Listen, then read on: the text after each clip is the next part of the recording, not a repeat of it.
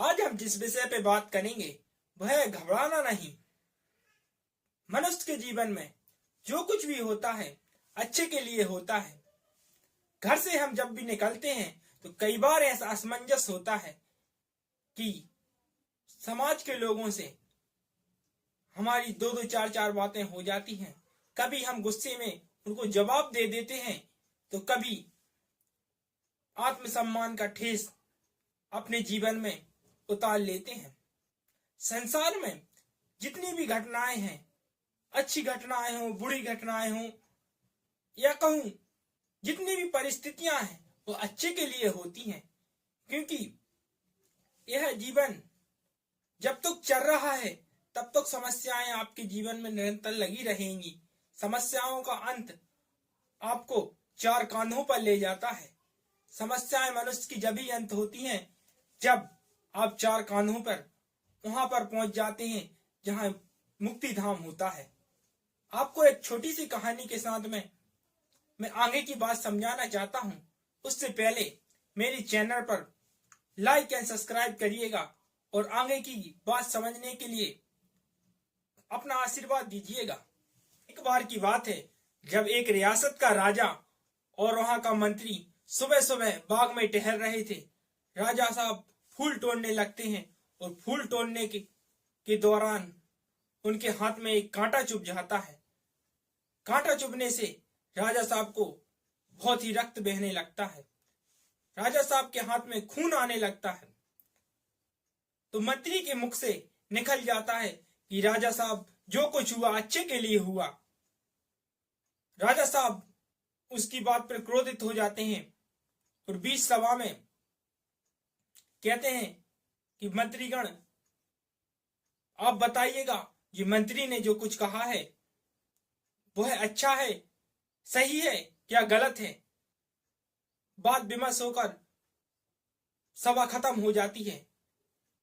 ऐसे ही दूसरे दिन जब एक बार की बात है राजा साहब शिकार को जाते हैं तो शिकार के दौरान राजा साहब घोड़े पे से गिर जाते हैं और राजा साहब के शरीर में चोट आ जाती है।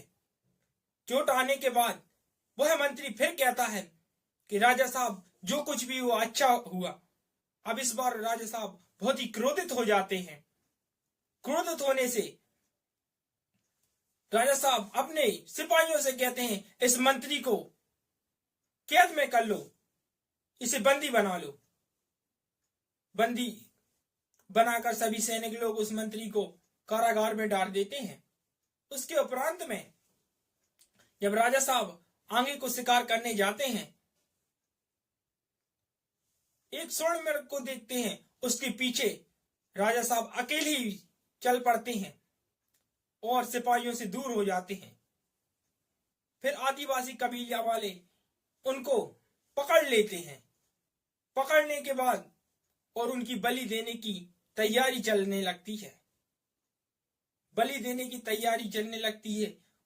कबीले वालों का गुरु राजा साहब के हाथ में चोट देख लेता है और कहता है यह बलि खंडित है, यह नर बलि देवता के पूजा योग्य नहीं है, इसको मुक्त किया जाए।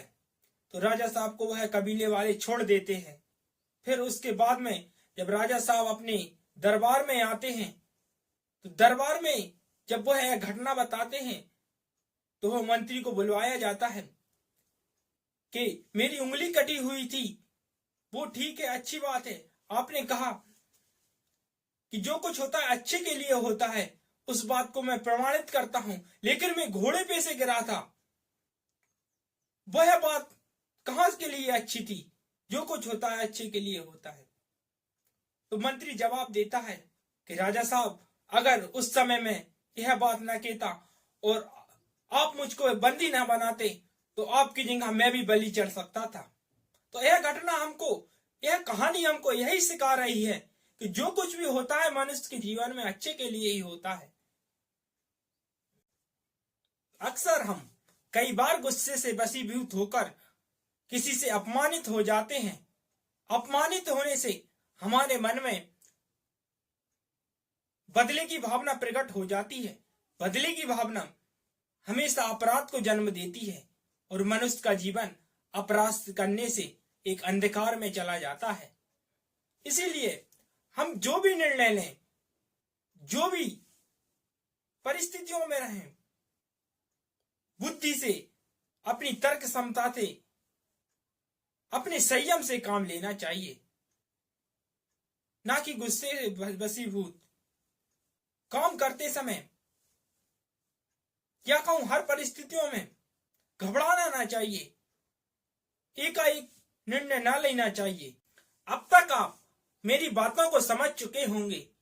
वीडियो को अंत में 4 पंक्तियां कि घबराहट मुझे नहीं है साहब, अगर मैं कायदे से गरज दूं तो परिंदे शाखों से गिर जाते हैं। जय हिंद, जय भारत।